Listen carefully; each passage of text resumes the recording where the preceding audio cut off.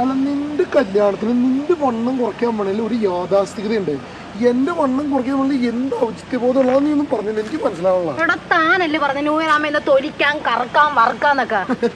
ഇടി മണ്ടി new year എന്നാ ഞങ്ങൾ ബിസിനസ്സുകാർക്ക് ന്യൂ ഇയർ മാർച്ചിലല്ലടി, ഫിനാൻഷ്യൽ ഇയർ.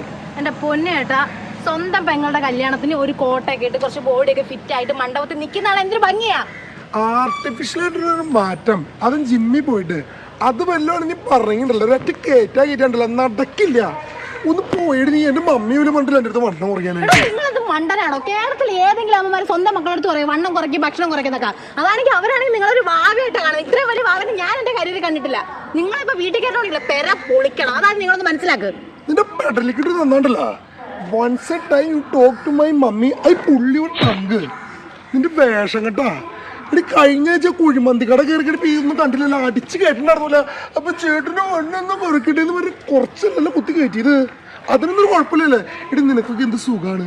ബാക്കി വന്നൊക്കെ പച്ചവെള്ളം കുടിച്ചാൽ വെള്ളക്കട നീളിട്ടായി വലുതായിക്കൊണ്ടിരിക്കുക. അതിനൊന്നും കുഴപ്പമില്ല.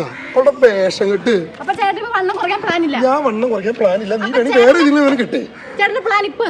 ഇപ്പൊ എത്ര ഭക്ഷണം കഴിക്കാൻ പോവാ? എനിക്ക് തരാവോ? കേറ് കെട്ട് പോണ് വരെ ചിറ്റിപ്പാണ്. ഒരു ഉപയോഗമില്ലാതെ ഭക്ഷണം കഴിക്കാനായിട്ടൊരു പരിപാടി കേട്ട് നടക്കാം.